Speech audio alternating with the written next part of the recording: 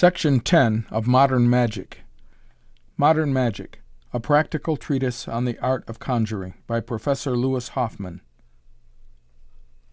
Tricks involving sleight of hand or the use of specially prepared cards. Part 4. To allow several persons each to draw a card, and the pack having been shuffled, to make another card drawn haphazard change successively into each of those first chosen. Invite a person to draw a card. This first card need not be forced, as it is not essential for you to know what card it is, so long as you afterward keep it in sight. When the card is returned to the pack, insert the little finger under it and make the pass in order to bring it to the bottom. Make the first of the false shuffles, and leave it at the bottom. Again make the pass to bring it to the middle of the pack, and force the same card on a second and again on a third person, each time making a false shuffle, and leaving the chosen card, which we will call A, ultimately in the hands of the last person who drew. Footnote: the different drawers should be persons tolerably far apart, as it is essential that they should not discover that they have all drawn the same card. End footnote. When you have concluded the last shuffle, which, the card not now being in the pack, may be a genuine one, you offer the pack to some person who is not yet drawn, and allow him to draw any card he pleases, which second card we will call B. You open the pack, and ask the persons holding the two cards to replace them one on the other, that first chosen, A, being placed last, in other words, uppermost. You make the pass to bring them to the top, and palm them, and then immediately hand the pack to be shuffled by one of the company. This being done, you replace them on the top of the pack, and spreading the cards and appearing to reflect a moment, pick out by the backs as many cards as there have been persons who drew, in other words 4, including among them the two cards A and B. Exhibiting the 4 cards, you ask each drawer to say, without naming his card, whether his card is among them. The reply is, of course, in the affirmative. Each person who drew, seeing his own card among those shown, naturally assumes that the remaining cards are those of the other drawers, and the remainder of the audience, finding the drawers satisfied, are fully convinced that the cards shown are the 4 which were drawn. You now replace the cards in different parts of the pack, placing the 2 actually drawn in the middle, and secretly make the pass to bring them to the top. Then, spreading the cards, you invite another person to draw, which you allow him to do wherever he chooses. When he has done so, you request him to name aloud his card, which we will call C. Holding the card aloft, you ask each of the former drawers in succession, "Is this your card?" to which each answers, "No." After having received this answer for the last time, you change the card by the first method for the top card. You now have the card A, the one drawn several times, in your hand, while B has become the top card, and C, which you have just exhibited, is at the bottom. You continue before showing A. You are all agreed that this is not your card. You had better not be too sure. I will ask you one by one. You, sir, addressing the first drawer, are you quite sure this is not your card? He is obliged to own that it is now his card.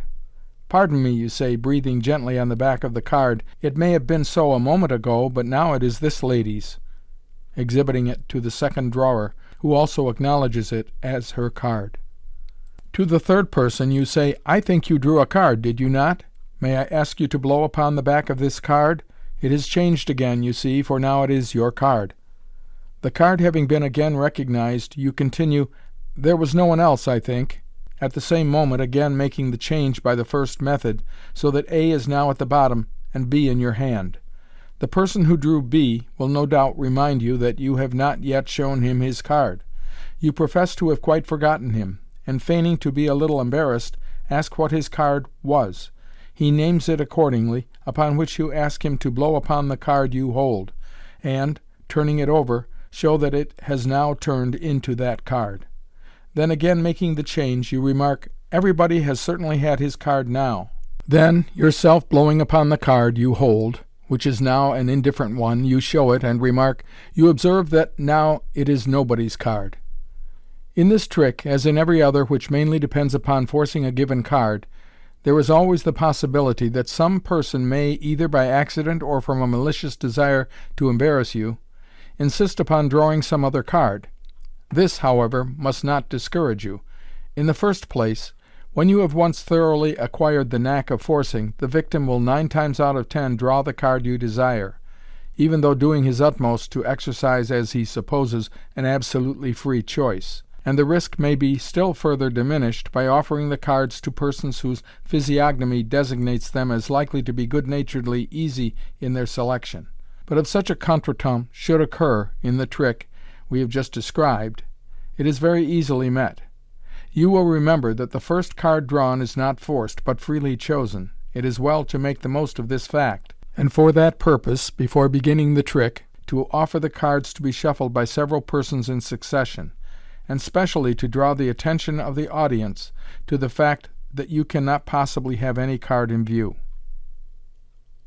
When the card is chosen, offer to allow the drawer, if he has the slightest suspicion that you know what it is, to return it and take another. He may or may not accept the offer, but your evident indifference as to the card chosen will make the audience the less likely to suspect you afterwards of desiring to put forward any particular card. If, notwithstanding, a wrong card is drawn the second time, leave it in the hand of the drawer, and at once offer the cards to another person, and again endeavor to force the proper card, A, and let the wrong card take the place of B in the foregoing description. In the very unlikely event of a second wrong card being drawn, leave that also for the moment in the hands of the drawer, and let that card take the place of C in the finish of the trick. To make 4 aces change to 4 kings, and 4 kings to 4 aces. This very effective trick is performed by the aid of 4 cards, which are so prepared as to appear aces on the one side and kings on the other. To make them, take 4 ordinary aces and 4 ordinary kings, and peel off half the thickness of each card. This may be easily done by splitting one corner of the card with a sharp penknife, when the remainder can be pulled apart without difficulty. The cards being thus reduced in thickness, paste back to back the king and the ace of each suit, placing them in a press or under a heavy weight, that they may dry perfectly smooth and flat. Better still, entrust the process to some person who is accustomed to mounting photographs, when, at a trifling cost, you will have your double-faced cards thoroughly well made. Place these 4 cards beforehand in different parts of the pack, the ace side downwards, in other words, in the same direction as the faces of the other cards. Place the genuine aces face downwards on the top of the pack, which being thus disposed, you are ready to begin the trick. Take the pack in your hand, face uppermost. Remark, "For this trick I want the aces and kings," and pick out, one by one, the real kings and the sham aces. Lay these cards on the table, the kings face upwards, and the prepared cards with the ace side uppermost. Draw the attention of the audience to these cards, and meanwhile make the pass so as to bring the 2 halves of the pack face to face, when the 4 genuine aces will, unknown to the audience, be at the lower end of the pack. Place the 4 kings ostentatiously upon the opposite end of the pack, in other words, that which is for the time being uppermost. You now borrow a hat.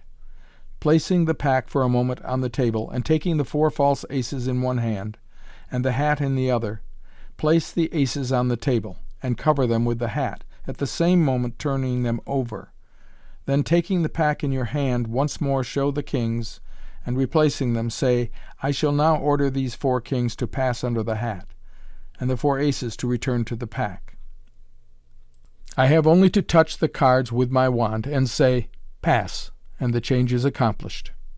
As you touch the cards with the wand, turn over the pack, the bringing together of the hands and the gentle tap with the wand effectually covering the slight movement of the hand. If you do not use the wand, a semicircular sweep of the hand, which holds the cards in the direction of the hat, as you say "pass," will answer the same purpose. Having shown that the cards have changed according to command, you may, by repeating the process, cause the cards to return to their original positions. It is better not to carry the trick further than this, or some of the audience may possibly ask to be allowed to examine the cards, which would be embarrassing. After the trick is over, make the pass to bring the pack right again, and then get the double-faced cards out of the way as soon as possible. The best way to do this, without exciting suspicion, is to take them up in the right hand and apparently turn them over and leave them on the top of the pack, but in reality palm them and slip them into your pocket or elsewhere out of sight. After having done this, you may safely leave the pack within reach of the audience, who, if they examine it, finding none but ordinary cards, will be more than ever puzzled as to your modus operandi. Having made 4 packets of cards with an ace at the bottom of each, to bring all 4 aces into whichever packet the company may choose. Take the 4 aces, or any other 4 cards of equal value, from the pack, and throw them face upwards on the table. While the company's attention is being drawn to them, make the pass, as in the last trick, so as to bring the 2 halves of the pack face to face. The company, having satisfied themselves that the 4 cards shown are really the 4 aces, and are without preparation, take them up, and replace them face downwards upon the top of the pack, which you hold in the left hand, remarking, "I am going to show you a trick with these 4 aces. I shall first place them on the table and put 3 indifferent cards on each of them. Meanwhile, get the thumb of the left hand in position for the turnover, and the instant that you have drawn off the top card with the right hand, turn over the pack, which the movement of the hands in removing the top card will enable you to do without attracting notice. This top card is really an ace, and you may therefore show it, as if by accident, while placing it on the table. Lay it face downwards, and then place 3 cards from the end you have just brought uppermost, which the audience will believe to be the other 3 aces, in a line with it on the table. Next, place 3 more cards, taken from the same end of the pack, upon each of the 3 cards last dealt. When you come to that first dealt, the genuine ace, before dealing the 3 cards upon it, you must again turn over the pack, thereby bringing the 3 aces on the top. You thus have upon the table 4 packets of 4 cards each, 1 packet consisting of aces only, and the remaining 3 packets of indifferent cards. But the audience imagine that the aces are divided, and that there is 1 at the foot of each packet. You may now ask any one to touch 2 out of the 4 packets. The 2 packets which he touches may include, or may not include, the one containing the 4 aces. Whichever be the case, take up and put aside the 2 which do not include the packet of aces, and remark, "We will place these aside," an observation which will be equally appropriate whether those were the 2 touched or not. Next, ask the same or another person to touch one of the 2 remaining packets, and in like manner add that one which does not contain the aces to the 2 already set aside. Placing these 3 packets on the table, request some one of the company to place his hand upon them and hold them tightly. Then, taking the remaining packet yourself, observe, "You have 3 aces and I have only 1, but by virtue of my magic power I shall compel those 3 aces to leave your hand and come to mine. I just touch the back of your hand, so," touching it with the cards you hold, "and say, 'Pass.' The change is already accomplished. Here are all 4 aces. Please to examine your own cards, when you will find that you have not a single ace left. Let me remind you that the audience chose, and not I, which of the 4 packets you should take, and which one I should retain." Footnote: It will be observed that this trick is terminated after the manner described on page 45, to which the reader is recommended to refer, as the above description will be more clearly intelligible by the aid of the further explanations there given. End footnote. There is another method of performing this trick, which dispenses with the necessity of turning over the pack. In this case, as you place the 4 aces on the top of the pack, you insert the little finger of the left hand under the 3 uppermost, and make the pass to bring these 3 to the bottom, still, however, keeping the finger between them and the rest of the pack. You deal out the 4 top cards, supposed to be the 4 aces, as above, and 3 others on each of the 3 non-aces. You next ask some person to draw any 3 cards, taking care not to let him draw one of the 3 at the bottom, and place them at the top of the pack. The moment he has done so, you again make the pass, thus bringing the 3 aces upon them. You then say, taking off, without showing, the 3 top cards, "Now I will take these 3 cards, freely drawn from the middle of the pack, and place them here on this last ace." From this point the course of the trick is the same as already described. To change the 4 aces held tightly by a person into 4 indifferent cards. This is a most brilliant trick, and puzzles even adepts in card conjuring. In combination with the shower of aces, which next follows, it was one of the principal feats of the elder Conus, and subsequently of the celebrated Comte. The trick is performed as follows. You begin by announcing that you require the assistance of some gentleman who never believes anything that he is told. The audience generally take this as a joke, but for the purpose of this trick it is really rather an advantage to have the assistance of a person who will take nothing for granted, and will be satisfied with nothing short of ocular demonstration of any fact which you desire him to concede. Some little fun may be made in the selection, but a volunteer having at last been approved of, you request him to step forward to your table. Selecting from the pack the 4 aces, you ask him to say aloud what cards those are, at the same time holding them up that all may see them. Then, laying the aces face upwards on the table, you hand him the remainder of the cards, and ask him to ascertain and state to the company whether there is any peculiarity about the cards, and whether, in particular, there are any other aces in the pack. His reply is in the negative. You then ask whether any other person would like to examine the pack. All being satisfied, you take the pack face downwards in your left hand, and picking up the 4 aces with the right, place them on the top, at the same moment slightly ruffling the cards. Then, taking the aces one by one without showing them, you place them face downwards on the table. Addressing the person assisting you, you say, "I place these 4 aces on the table. You admit that they are the 4 aces." Your victim, not having seen the faces of the cards since they were replaced on the pack, and having noticed the slight sound produced by your ruffling the cards, will in all probability say that he does not admit anything of the sort. "Why," you reply, "you have only just seen them, but I'll show them to you again if you like." Turning them face upwards, you show that the 4 cards really are the aces, and again replace them on the pack. Ruffle the cards, and deal out the 4 aces face downwards as before.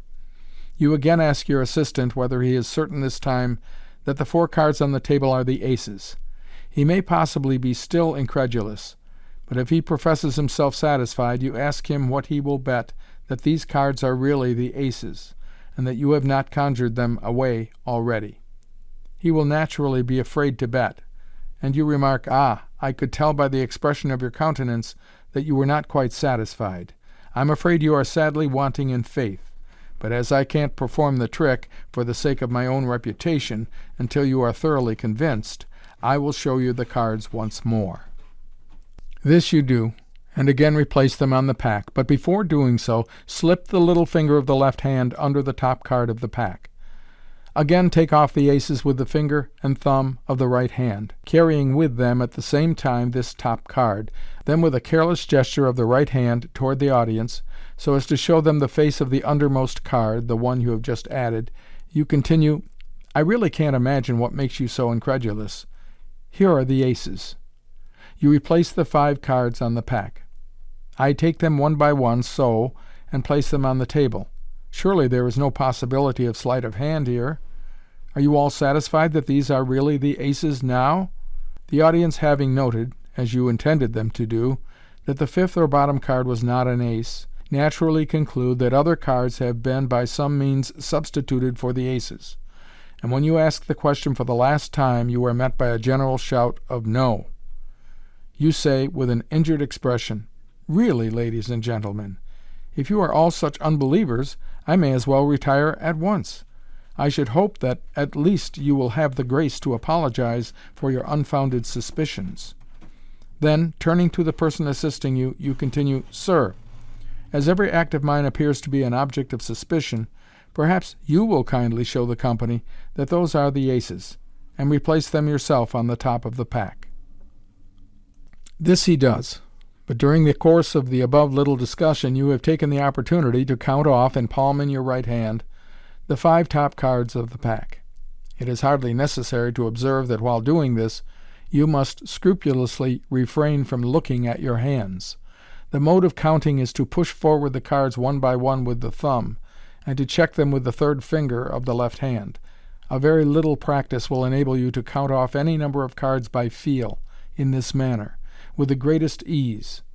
When the aces are replaced on the top of the pack, you transfer the pack from the left to the right hand, thus bringing the palmed cards above them.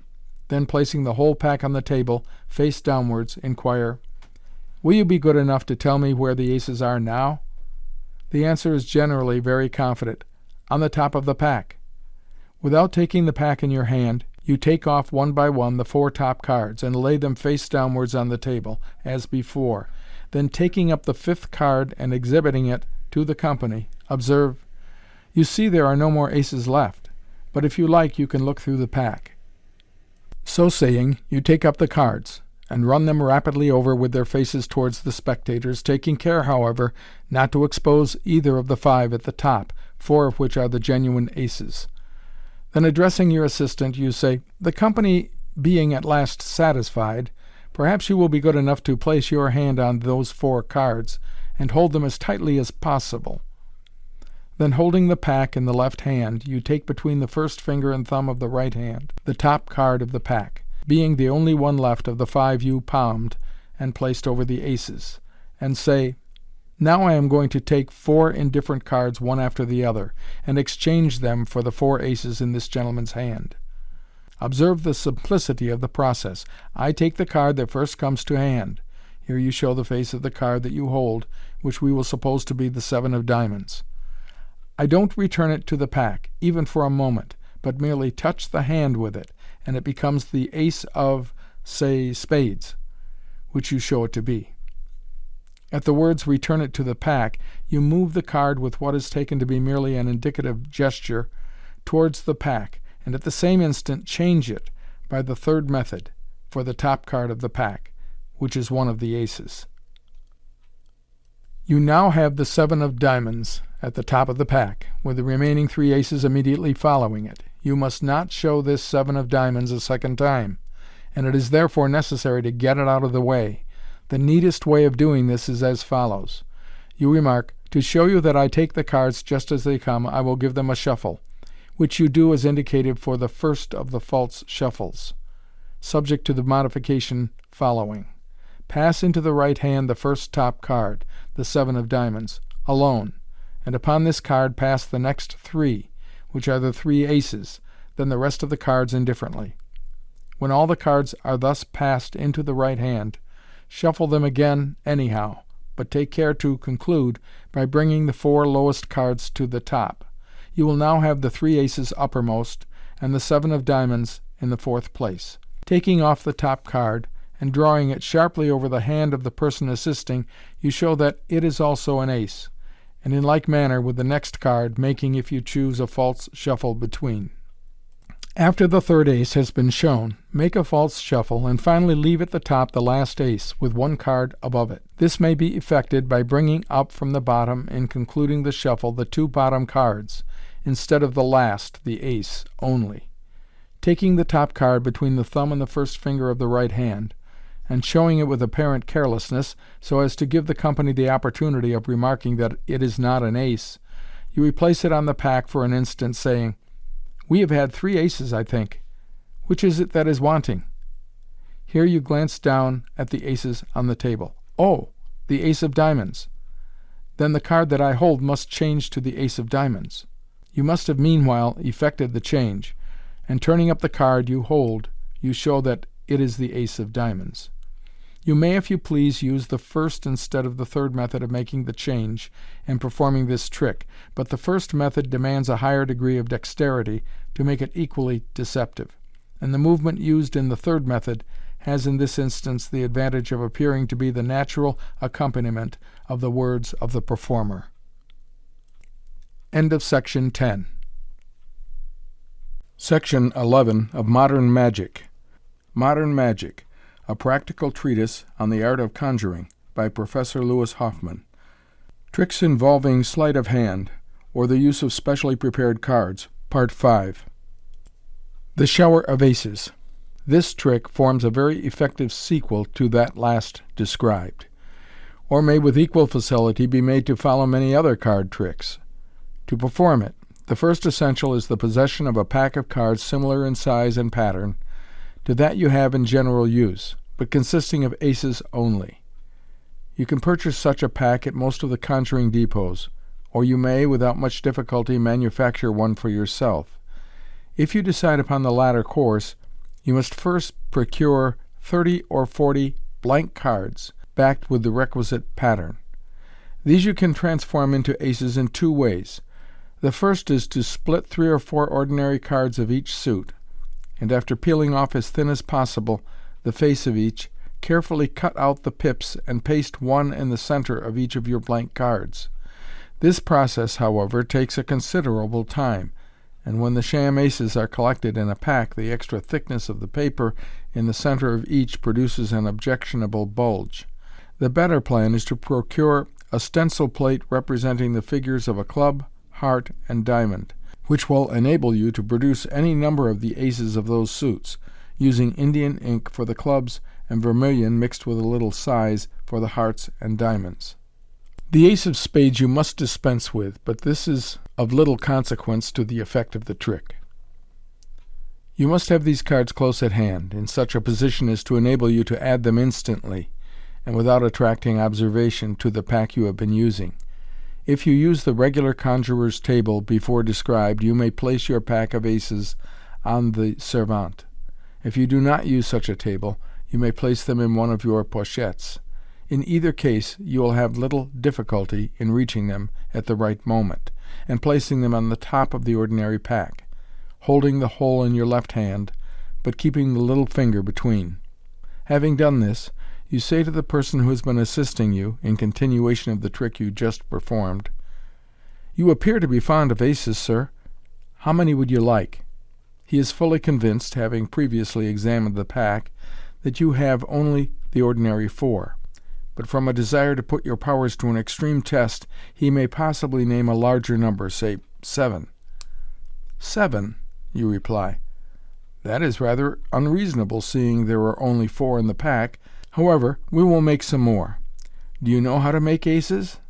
No? Then I will show you. Like all these things, it's simplicity itself when you once know it. Will you oblige me by blowing upon the pack?" Which you hold just under his nose for that purpose. He does so, and you deliberately count off and give to him the 7 top cards, which all prove to be aces. You then say, "Perhaps you would like some more. You have only to blow again. Come, how many will you have?" He again blows on the pack, and you give him the number desired. While he is examining them, you cover the pack for a moment with your right hand and palm a dozen or so of the remaining aces. Then remarking, "You blew a little too strongly that time. You blew a lot of aces into your waistcoat," you thrust your hand into the breast of his waistcoat and bring out 3 or 4 of the palmed cards, leaving the remainder inside. Then pull out 2 or 3 more, dropping them on the floor so as to scatter them about and make them appear as numerous as possible. You then say, "There seem to be a good many more others yet. Perhaps you will take them out yourself." While he is doing so, you palm in the right hand all the remaining aces. When he professes to have taken out all, you say, "Are you quite sure that you have no more aces about you? You blew very hard, you know. I really think you must have some more. Will you allow me?" Then, standing on his right, you place your right hand just below his eyes and spring the remaining aces from it, in the manner indicated for springing the cards from hand to hand, the effect being exactly as if a shower of cards flew from his nose. Several persons having each drawn 2 cards, which have been returned and shuffled to make each couple appear in succession, one at the top and the other at the bottom of the pack. This capital trick was also a great favorite with Comte, who christened it, for reasons best known to himself, by the poetical name of the lady's looking-glass. The cards having been freely shuffled, you invite a person to draw 2 cards, allowing him free choice. Opening the pack in the middle, you ask him to place his cards together in the opening. You bring them to the top by the pass, make the first of the false shuffles, and conclude by leaving them on the top. Offer the cards to a second person to draw a couple, but in opening the cards for him to return them, make the pass, so that they may be placed upon the pair already drawn, which are thereby brought to the middle of the pack. Again make the pass, so as to bring all 4 to the top. Make another false shuffle, leaving these 4 on the top, and offer the cards to a third and fourth person, each time repeating the process. Make the false shuffle for the last time, so as to leave all the drawn cards in a body on the top of the pack, with one indifferent card above them. The audience believe that they are thoroughly dispersed, and your first care must be to strengthen that impression. If you are expert in card palming, you may palm the 9 cards, and give the pack to be shuffled by one of the spectators. But this is not absolutely necessary, and there is some risk of the company noticing the absence of part of the pack. You remark, "You have all seen the drawn cards placed in different parts of the pack, and the whole have been since thoroughly shuffled.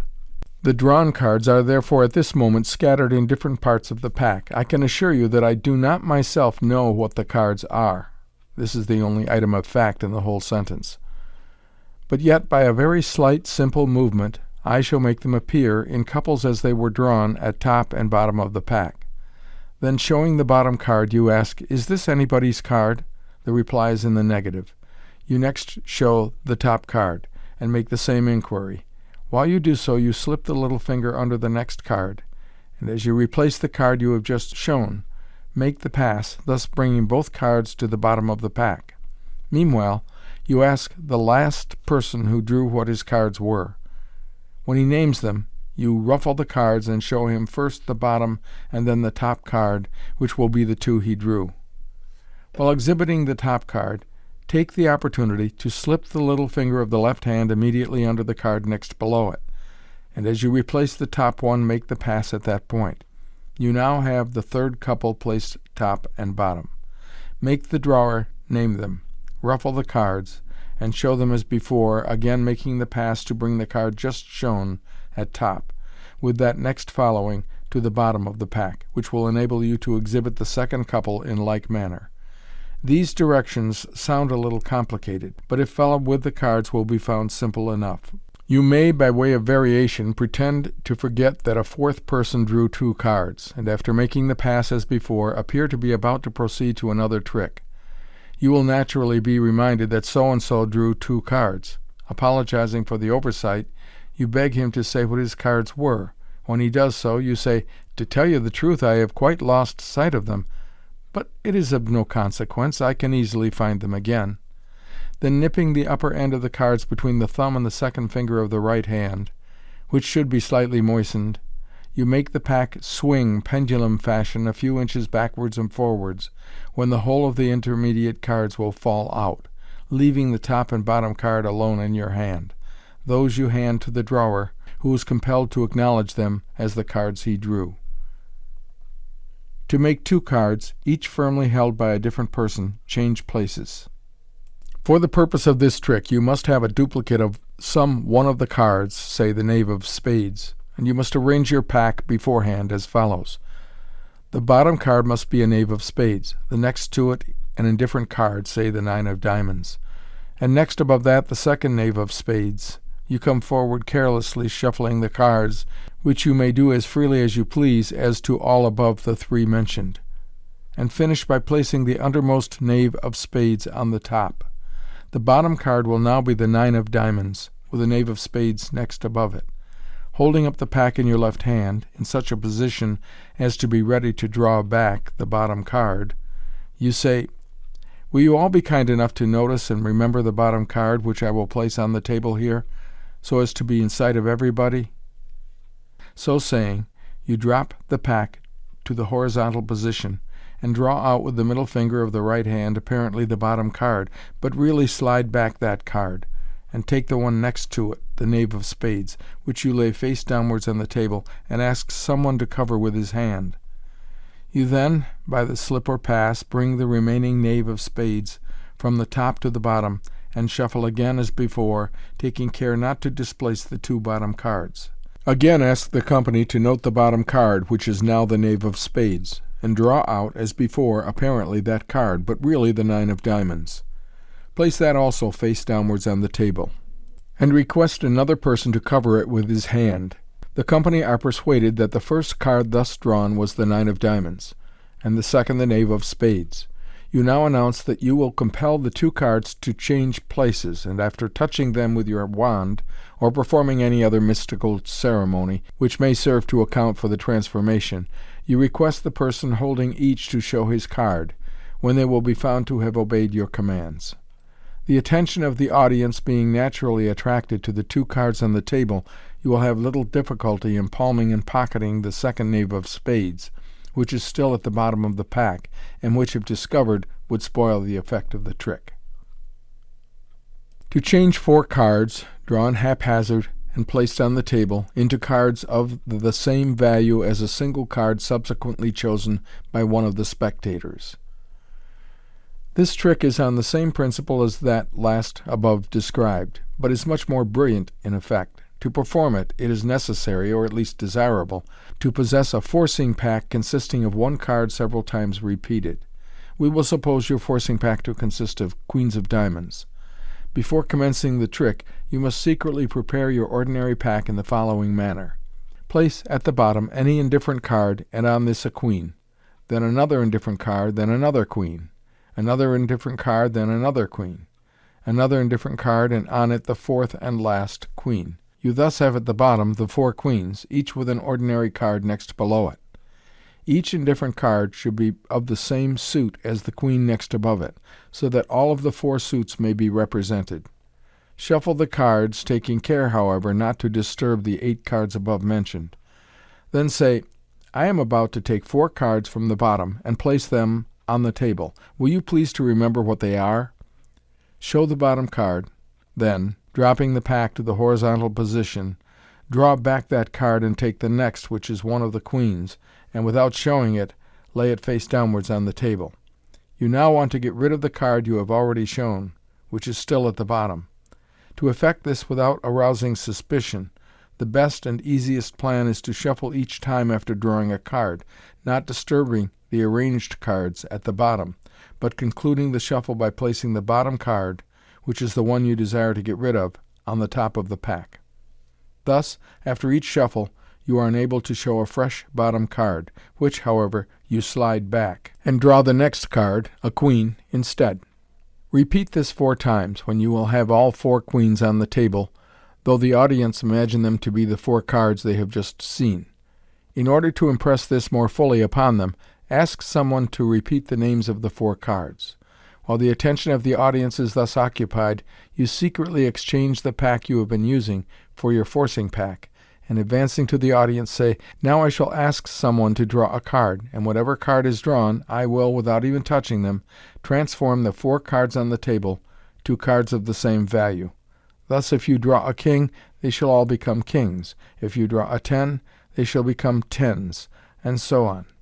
Now choose your card, as deliberately as you please." You spread the cards before the drawer, allowing him perfect freedom of choice, as, of course, whatever card he draws must necessarily be a queen of diamonds. You ask him to be good enough to say what the card he has drawn is, and on being told that it is a queen, you say, "Then, by virtue of my magic power, I order that the 4 cards now on the table change to queens. Pray observe that I do not meddle with them in any way. I merely touch each with my wand, so."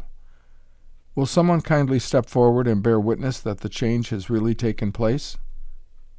If you do not possess a forcing pack, but rely upon your own skill in forcing with an ordinary pack, it is well to prepare this second beforehand by placing the 4 queens, supposing that you desire a queen to be drawn, at the bottom. Making the pass as you advance to the company, you bring these to the middle and present the pack. It is comparatively easy to ensure one or other of 4 cards placed together being drawn. 2 heaps of cards, unequal in number, being placed upon the table to predict beforehand which of the 2 the company will choose. There is an old schoolboy trick which consists in placing on the table 2 heaps of cards, one consisting of 7 indifferent cards and the other of the 4 sevens. The performer announces that he will predict beforehand, either verbally or in writing, which of the 2 heaps the company will choose, and fulfills his undertaking by declaring that they will choose the 7 heap. This description will suit either heap, being in the one case understood to apply to the number of cards in the heap. in the other case to denote the value of the individual cards. The trick in this form would not be worth noticing, save as a prelude to a newer and really good method of performing the same feat. You place on the table 2 heaps of cards, each containing the same number, say 6 cards, which may be the first that come to hand, the value of the cards being in this case of no consequence.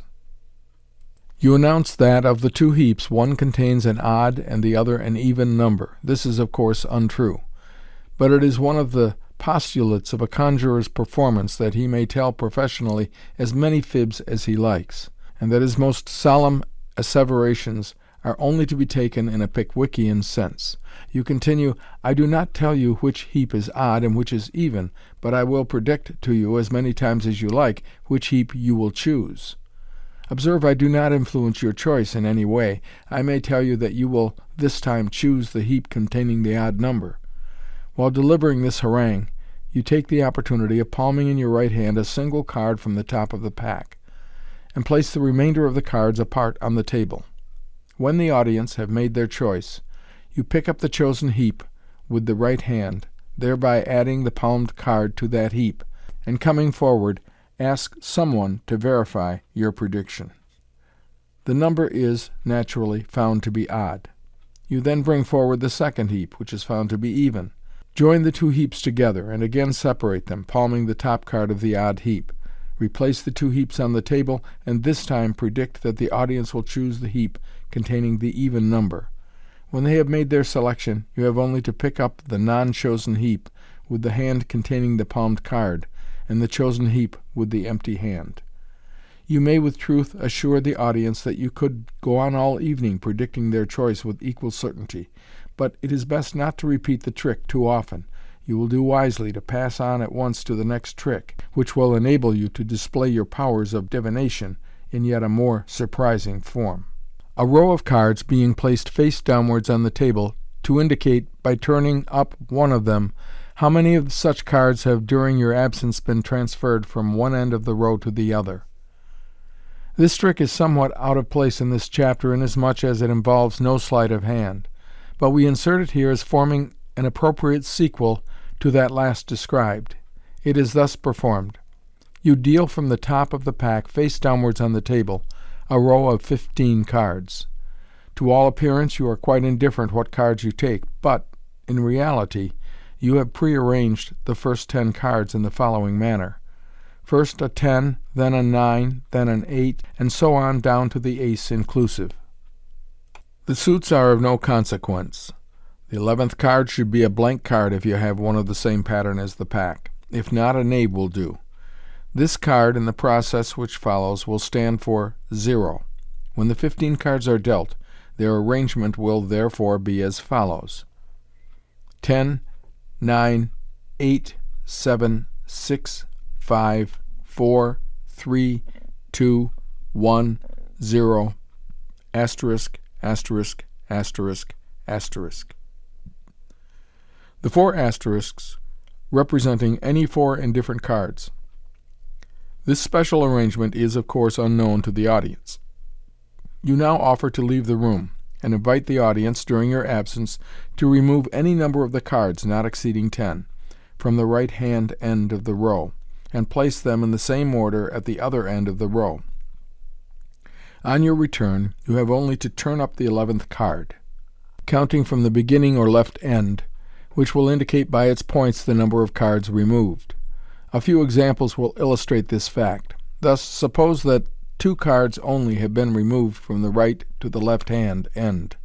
The row thus altered will be as follows: asterisk, asterisk, 10, 9, 8, 7, 6, 5, 4, 3, 2, 1, 0, asterisk, asterisk. The 11th card from the left will be a 2, being the number moved. Suppose that 7 cards have been removed.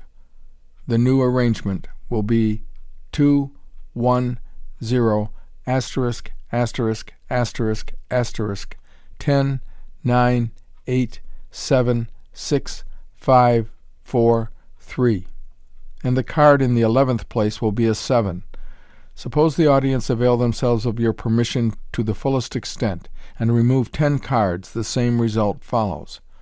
5, 4, 3, 2, 1, 0, asterisk, asterisk, asterisk, asterisk, 10, 9, 8, 7, 6.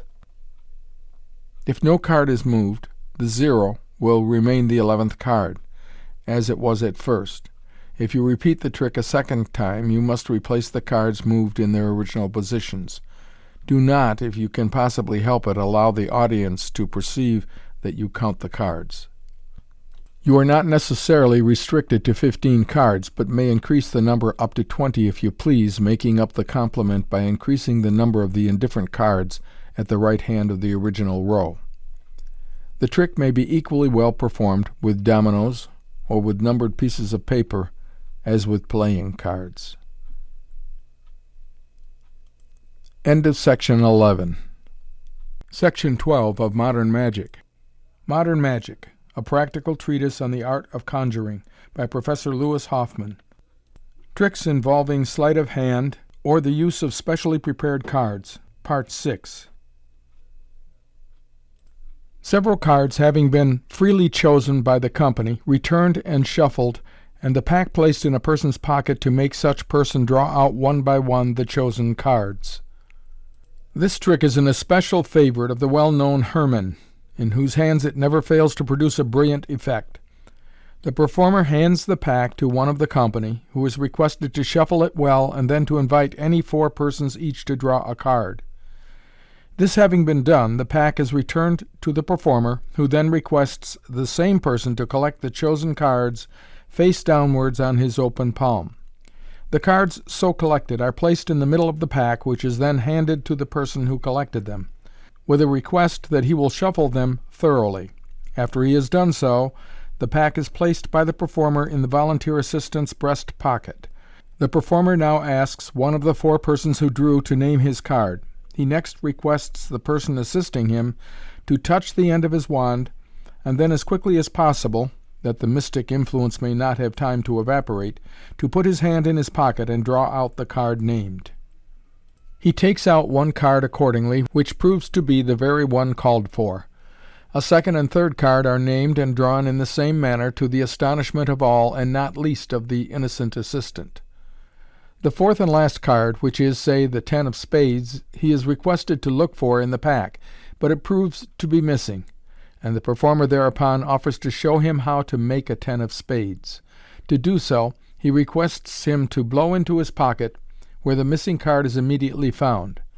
But he has, unfortunately, blown too strongly, and has made not only a 10 of spades, but a host of other cards, which the performer pulls out in quantities, not only from his pocket, but from the inside of his waistcoat, ultimately producing a final shower from his nose. This trick, which appears marvelous in execution, is really very simple, and depends for its effect not so much on any extraordinary degree of dexterity, as on the manner and address of the performer. When the 4 cards are replaced in the middle of the pack, the performer makes the pass to bring them to the top, and palms them. He then hands the pack to be shuffled. When it is returned, he replaces them to the top, and, placing the person assisting him on his left hand, and facing the audience, places the pack in the left breast pocket of such person, taking care to place the top of the pack, on which are the chosen cards, outwards. In asking the names of the drawn cards, he puts the question first to the person who last replaced his card, and whose card is therefore on the top, and so on. He is particular in impressing upon the person assisting him that he must draw out the card as quickly as possible, thus giving him no time to select a card, but compelling him, so to speak, to take that which is readiest to his hand, which will always be the outermost or top card. Should he, notwithstanding by accident or finesse, draw out a card from the middle of the pack, the performer at once says, "Oh, you were not half quick enough. You must pull out the card as quick as thought, or the magic influence will go off. Allow me." Then, pulling out the outer card himself, he shows that it is the right one. When 3 cards have been thus produced, he himself plunges his hand into the pocket and takes out the whole pack, with the exception of the then top card, which is the 4th of the cards drawn. Then, pretending to recollect himself, he says, "Stay, we had 4 cards drawn. Will you say what your card was, madam?" We have supposed that it was the 10 of spades. He hands the pack to the person assisting him, saying, "Will you find the 10 of spades and return it to the lady?" Being in his pocket, of course, it cannot be found in the pack, and on browsing into the pocket it is naturally discovered there. The performer, meanwhile, has palmed about a third of the pack, which he introduces into the pocket at the same moment that he places his hand therein to take out the supposed superfluous cards. From this stage to the close, the trick is merely a repetition of that already given under the title of the shower of aces, to which the reader is referred. The cards having been freely shuffled, and cut into 3 or 4 heaps, to name the top card of each heap. Note the bottom card of the pack, which we will suppose to be the 9 of diamonds. Shuffle the cards, so as to bring this card to the top, and palm it. Then remark, "But perhaps you would rather shuffle for yourselves," and hand the pack to some one of the company for that purpose. When the pack is returned, replace the card on the top, and continue, placing the pack on the table. You observe that I do not meddle with the cards in any way. Now will someone be good enough to cut them into 2, 3, or 4 parts, when I will at once name the top card of each? To do this you must take especial notice where the upper part of the pack is placed, as you know that the top card of this particular heap is the 9 of diamonds. Placing your finger gravely not on this, but on one of the other heaps, you say, appearing to reflect, "This is the 9 of diamonds." We will suppose that it is in reality the queen of spades. You take it in your hand without allowing the audience to see it, and noticing what it is, at once touch the top card of another heap, saying, "And this is the queen of spades." Glancing in like manner at this card, which is, say, the 7 of clubs, you touch another card, and say, "This is the 7 of clubs." We will suppose that this third card is really the ace of hearts. You conclude, taking up the card you have all along known, the real 9 of diamonds, "And this last is the ace of hearts." Then, throwing all 4 on the table, show that you have named them correctly. This trick should be performed with considerable quickness and vivacity, so as not to give the audience much time for thought as you name the cards. It is further necessary that the spectators be well in front of you, and so placed that they cannot see the faces of the cards as you pick them up. To allow a person secretly to think of a card, and dividing the pack into 3 heaps, to cause the card thought of to appear in whichever heap the company may choose. Hand the pack to the company, with a request that they will well shuffle it. When it is returned, cut the pack into 3 heaps on the table, and invite some one to secretly think of a card. When he has done so, say boldly, "The card you have thought of is in this heap," touching one of them. Say the middle one. "Will you be kind enough to name it?" The person names, say, the queen of spades. You continue, "Your card, as I have already told you, is in this center heap. To satisfy you that it is so, and that I do not now place it there by means of any sleight of hand, I will in the first place show you that it is not in either of the other heaps." Gathering together the 2 heaps in question, and turning them face upwards, you come forward to the audience, rapidly spreading and running over the cards, the while, in order to ascertain whether the queen of spades is among them. If it is not, the trick has so far succeeded without any trouble on your part. And after showing that the card is not among those you hold, you bring forward the remaining packet, and show that you were correct in your assertion. You then say, "I do not generally repeat a trick, but on this occasion, as you may possibly imagine that my success was a mere result of accident, I will perform the trick once more, and if you please, you shall yourselves name beforehand the packet in which the card thought of shall appear." The packet having been chosen, you join the other 2 in your left hand, and invite some one to think of a card. When he has done so, you come forward, as before, to show that it is not among the cards you hold. Luck may again favor you, but if not, and you see the card chosen among those you hold in your hand, you quickly draw it by a rapid movement of the second finger of the right hand behind the rest of the pack, and continuing your examination, show the company, to all appearance, that the card is not there. Having done this, you again turn the pack over, when the card thought of will be on the top, and covering the pack for a moment with the right hand, palm that card. Then, picking up with the same hand the heap remaining on the table, you place the palmed card on the top, and transferring the cards to the left hand, you say, "You are welcome to watch me as closely as you please. You will find that I shall cut these cards at the precise card you thought of." To all appearance you merely cut the cards, but really at the same moment make the pass by lifting away the lower instead of the upper half of the packet. The upper part of the packet, with the card on the top, remains in the left hand. You request someone to look at the top card, which is found to be the card thought of. Should the card in the first instance prove to be among the non-designated cards, you will proceed as last directed, but do not, in this case, repeat the trick. To allow a person secretly to think of a card, and, even before such card is named, to select it from the pack, and place it singly upon the table. This trick is on the same principle, and performed in a great measure by the same means, as that last described. You invite a person to think of a card without naming it. When he has done so, you offer the pack to another person to shuffle, and finally to a third person to cut. Then, selecting any one card from the pack, you walk to your table, and without showing what it is, place it face downwards on the table, retaining the rest of the pack in your left hand. Then, addressing the person who was requested to think of a card, you say, "The card which I have just placed on the table is the one you thought of. Will you be good enough to name it?" We will suppose that the card thought of was the ace of spades. You say, as in the last trick, "Allow me to show you, in the first place, that the ace of spades is no longer in the pack." Coming forward to the audience, and rapidly running over the cards, you catch sight of the ace of spades and slip it behind the rest. Having shown that it is apparently not in the pack, you turn the cards over, when the ace will of course be on the top, and palm it. Leaving the pack with the audience, you advance to your table, and pick up the card on the table with the same hand in which the ace of spades is already palmed. Draw away the card towards the back of the table, and as it reaches the edge, drop it on the servante, and produce the ace of spades as being the card just picked up. The trick requires a little practice, but, if well executed, the illusion is perfect. The above directions are framed upon the assumption that you are performing with a proper conjurer's table, which, as already stated, has a servante or hidden shelf at the back for the reception of objects which the performer may require to pick up or lay down without the knowledge of his audience. The trick may, however, be performed without the aid of such a table, but will in such case require some little variation.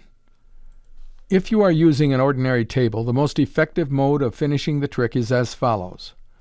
Walk boldly to the table, and pick up, with the right hand in which the card actually thought of is palmed, the card lying on the table, and without looking at it yourself, hold it towards your audience, remarking, "Here it is, you see, the ace of spades." The card being, in truth, a totally different one, say the 7 of diamonds, the audience naturally imagine that the trick is broken down, and a derisive murmur apprises you of the fact. You thereupon glance at the card, and affect some little surprise and embarrassment on finding that it is a wrong one. However, after a moment's pause, you say, taking the card face downwards between the thumb and second finger of the left hand, "Well, I really don't know how the mistake could have occurred. However, I can easily correct it." Change the card by the 5th method, and, after a little by-play to heighten the effect of the transformation, again show the card, which this time proves to be the right one. The audience will readily conclude that the supposed mistake was really a feint, designed to heighten the effect of the trick. A card having been secretly thought of by one of the audience, to place 2 indifferent cards upon the table, and to change such one of them as the audience may select into the card thought of. Arrange your pack beforehand in such a manner that among the 15 or 16 undermost cards there may be only 1 court card, and note at what number from the bottom this card is. Advance to the company, offering the cards face downwards in the ordinary way, and requesting some person to draw a card.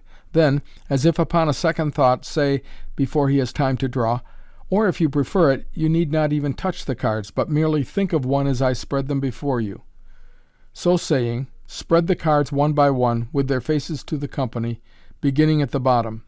The single court card being conspicuous among so many plain cards, and there being nothing apparently to create a suspicion of design about the arrangement, it is 10 to 1 that the person will note that particular card, which we will suppose to be the knave of hearts. When you have run over 12 or 14 cards in this way, ask, still moving on the cards, "Have you thought of a card?" On receiving an answer in the affirmative, you make the pass 2 cards below the court card, which you know by the number at which it stands, and forthwith make a false shuffle, leaving the last 3 cards undisturbed, so that the court card remains third from the bottom. Turning to the audience, you remark, "I will now take the 2 bottom cards, whatever they may happen to be, and lay them on the table." Then, holding up the pack in the left hand, with the bottom card towards the audience, you inquire, "That is not your card, sir, I suppose?" "Not that?" Each time lowering the cards in order to draw away with the moistened finger of the right hand and place face downwards on the table the card just shown. The second time, however, you do not really draw the card you have shown, but draw back that card and take the one next to it, viz. the knave of hearts. You then, standing behind your table and facing the audience, again repeat the question, "You are quite sure, sir, that neither of these 2 cards is the card you thought of? Which of them would you like me to transform into your card, the right or the left?" Whichever the answer is, it may be taken in 2 ways, and you interpret it as may best suit your purpose. Thus, if you have placed the knave of hearts on your own right, and the choice falls on the right-hand card, you interpret it to mean the one on your own right hand. If, on the contrary, the person chooses the card on the left, you interpret him to mean the card on his left, and therefore on your right, so that in either case you make the choice fall on the knave of hearts. Footnote: as it is of constant use in the conjuring. End footnote. Taking up the other card, and holding it without apparent design so that the audience can see what it is, you return it to the pack. Then say boldly, "This card upon the table will forthwith change to the card you thought of. Will you be good enough to name it?" If he names the knave of hearts, you have nothing to do but to turn up, or request some other person to turn up, the card on the table, and show that it is the right one. It is, however, quite possible that the person, by accident or design, may have thought not of the knave of hearts, but of some other card, say the 9 of diamonds. Even in this case you need not be at a loss, although the card on the table is a wrong one. When the card is named, you say, "The 9 of diamonds." Quite right. Let me show you, in the first place, that it is not here in the pack. Advancing to the audience, and at the same time running over the cards, as in the last trick, you draw the 9 of diamonds behind the other cards, and show that, apparently, it is not among them. On turning the pack over, it will be at the top. Taking the pack in the left hand, and returning to your table, pick up, with the right hand, the knave of hearts, and without looking at it yourself, say, "Here it is, you see, the 9 of diamonds." Then, with a careless gesture, and making a half turn to the right or left to cover the movement, change the card by the third method, taking care not to show the card after the change. The audience will naturally exclaim that the card you have just shown them is not the 9 of diamonds. You affect great surprise, and ask, "Indeed, what card was it then?" They reply, "The knave of hearts." "The knave of hearts? Surely not!" you exclaim, again showing the card in your hand, which is now found to be the 9 of diamonds. "Indeed," you continue, "you could not possibly have seen the knave of hearts, for that gentleman in the front row has had it in his pocket all the evening." The knave of hearts was, in truth, left after the change on top of the pack. As you advance to the audience, you palm it, and are thereby enabled to find it without difficulty in the pocket of a spectator, or in any other place which you may choose to designate. It will be observed that the mode here indicated of changing a wrong card into a right one differs from that described in the last trick. Either method will be equally available, but it will be well to practice both, as it is a great desideratum to be able to vary the denouement of a trick. The course of action above directed in the event of an unexpected card being thought of may be made available as a means of escape from a breakdown in many other cases. Thus, for instance, if you are using a biseauté pack, and a chosen card has been replaced without the pack having been previously reversed, or if you have from any other cause accidentally lost the means of discovering a card drawn, you may still bring the trick to an effective termination as follows. Give the pack to someone to shuffle, and then, drawing a card haphazard and placing it face downwards on the table, announce boldly that the card drawn is now upon the table. Ask the person to name his card, show apparently that it is not in the pack, and finish the trick in one or other of the modes above described. End of Section 12.